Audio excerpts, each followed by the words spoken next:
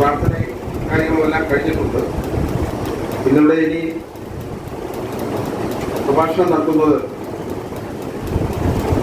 നമ്മുടെ എല്ലാം ആരാധനായ ഡോക്ടർ സീതമണി അവരുകളാണ്. ഡോക്ടറുടെ ഗുരുവിനെ കുറിച്ച് പ്രഭാഷണം നടത്തും. അതിന് തൊട്ടു മുൻപായി നമ്മുടെ ഈ ആശ്രമത്തിൻ്റെ എല്ലാ കാര്യങ്ങളിലും ഒരു വലിയ ആളായി നിന്നുകൊണ്ട് പുതിയ തലമുറയ്ക്ക് ശ്രീനാരായണ ഗുരുദേവ ദർശനങ്ങൾ പറഞ്ഞു കൊടുക്കുന്ന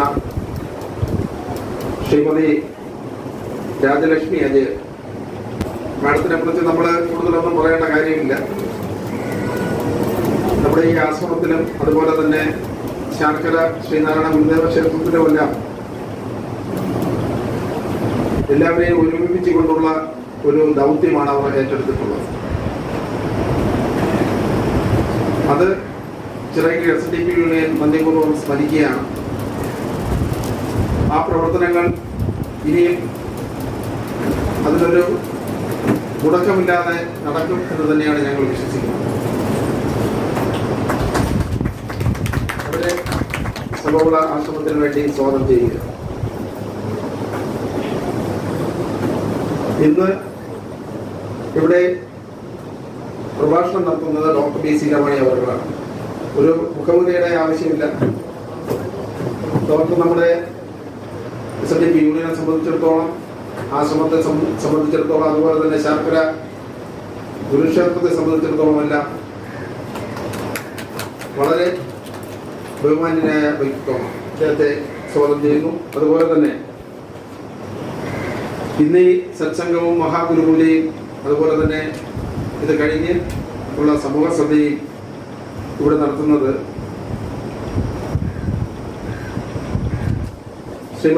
ശ്രീമാൻ വാത്ത് ഉളാകം ബാബു അവർകളാണ്. തികഞ്ഞ ഒരു ഗുരുഭക്തനാണ്. ഏറെക്കാലമായി ബോംബെയിൽ ശ്രീനാരായണ പ്രസ്ഥാനങ്ങൾക്ക് വേണ്ടി പ്രവർത്തിച്ചിട്ടുള്ള വ്യക്തിത്വമാണ്. അദ്ദേഹത്തെ ആദരപൂർവ്വം സമൂഹത്തിലേക്ക് സ്വാഗതം ചെയ്യുക.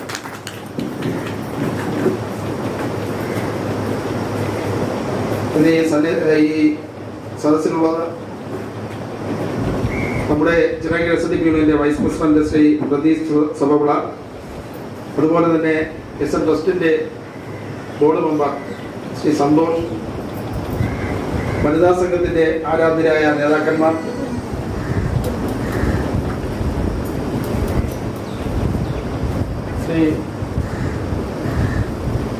അതുപോലെ തന്നെ ഈ സഭവിള ആശ്രമത്തിന്റെ വനിതാ ഭക്തജന സമിതിയുടെ നേതാക്കന്മാർ, ഇന്ന് ഈ സമ്മേളനത്തിൽ അധ്യക്ഷയായിട്ടുള്ള വനിതാ ഭക്തജന സമിതിയുടെ പ്രസിഡന്റ് ശ്രീമതി ഷീല മനോഹരൻ എന്നിവരെ എല്ലാം ഒറ്റവാക്കിൽ സ്വാഗതം ചെയ്തുകൊണ്ട് ഞാൻ നിർത്തുകയാണ്. അവർക്ക് 2 ഇടുവാൻ ഭക്തജന സമിതിയുടെ പ്രവർത്തകരെ ആദരപൂർവ്വം സ്വാഗതം ചെയ്യുക.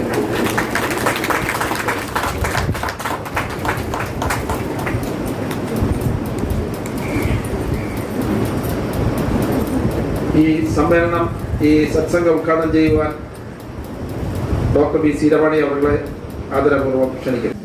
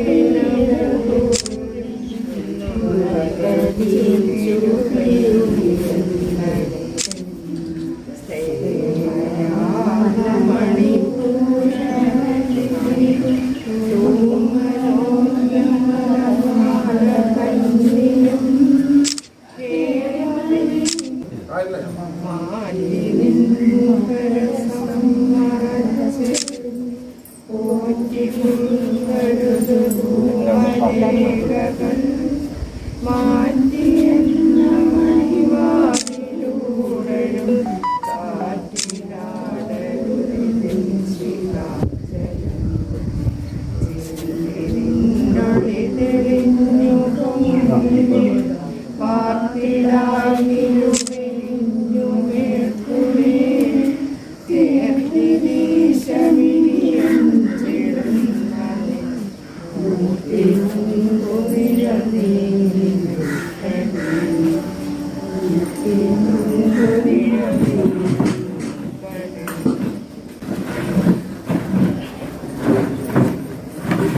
ബഹുമാനിയായ വേദിയിലിരിക്കുന്ന വിശിഷ്ട വ്യക്തികളെ, അമ്മമാരെ, സഹോദരിമാരെ,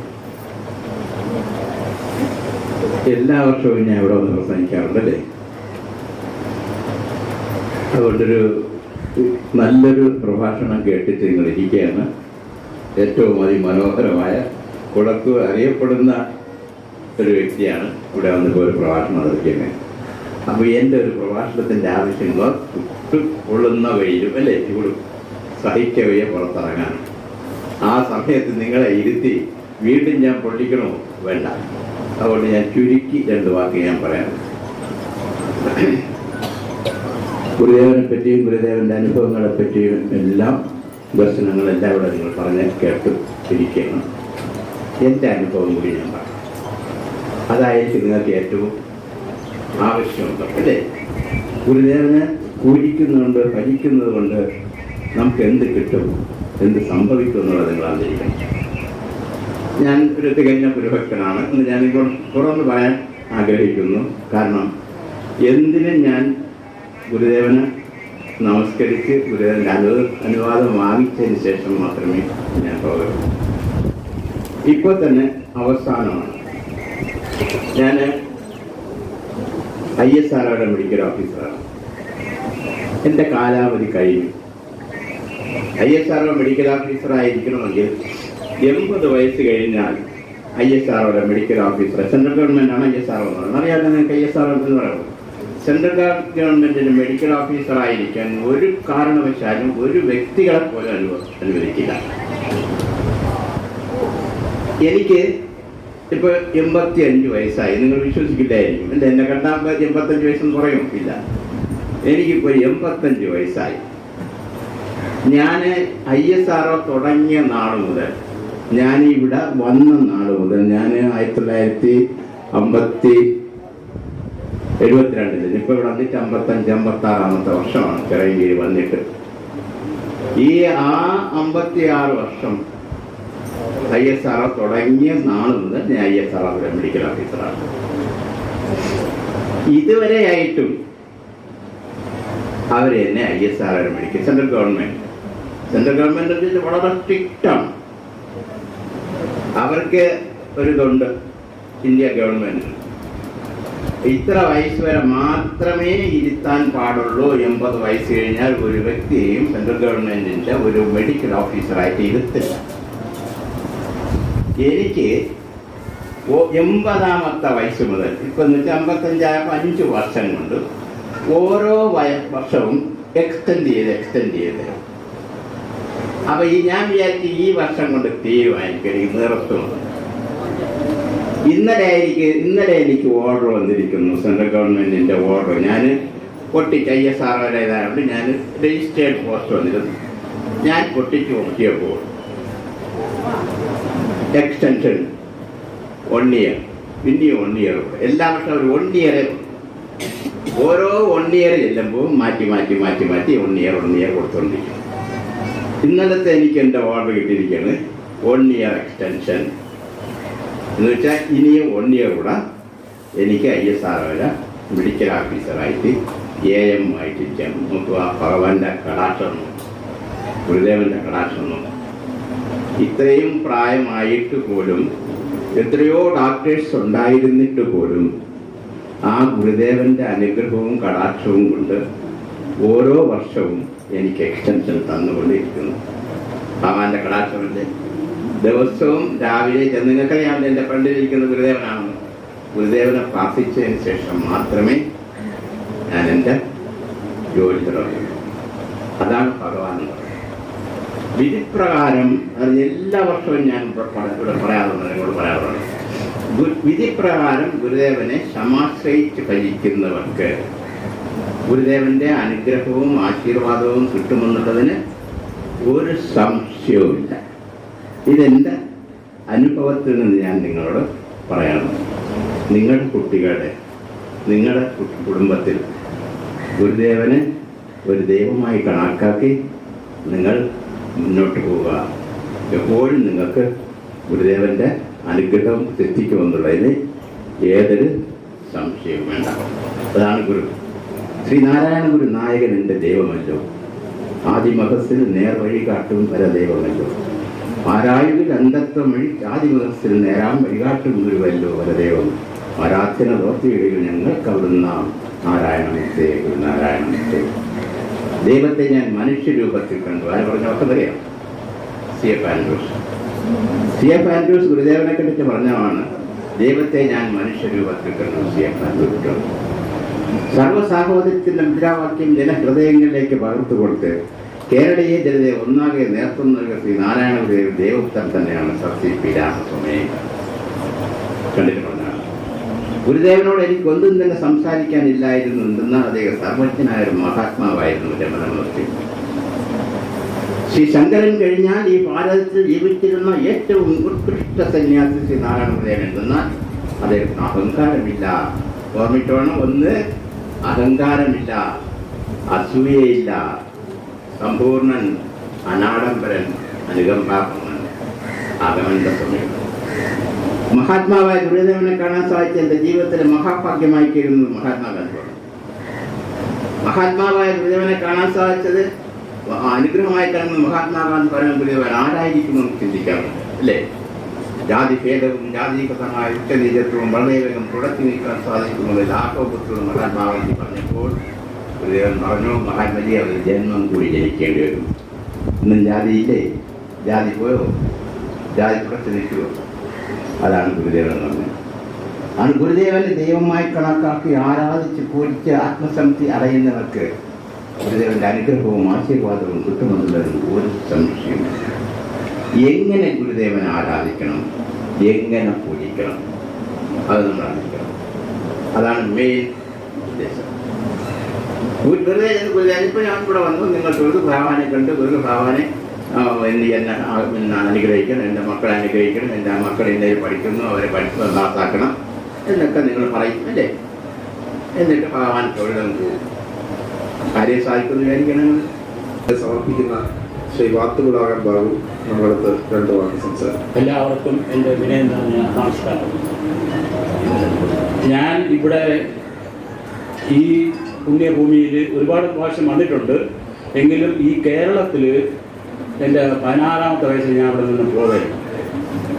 ബോംബെയിൽ പോയി പഠിച്ച് അവിടെ നിന്ന് ഒരു ജർമ്മൻ കമ്പനിയിൽ ജോലിയായി 10-35 കൊല്ലം ജോലി പല സ്ഥലത്തായിട്ട് ചെയ്ത് റോൾസ് ബെന്റിലി ഓടി അങ്ങനെയുള്ള കമ്പനിയിൽ ടെക്നീഷ്യനായിട്ട് അതിപ്പോൾ 35 കൊല്ലം പെട്ടെന്ന് പോവുകയും ചെയ്തു. ഞാൻ എൻ്റെ തുടക്കം എന്ന് പറയുന്നത് സ്വാമിജി ഗുരു എന്ന് പറയുന്നത് എന്നെ കാണപ്പെട്ട ദൈവമാണ് ഞാൻ അംഗീകരിച്ചത്.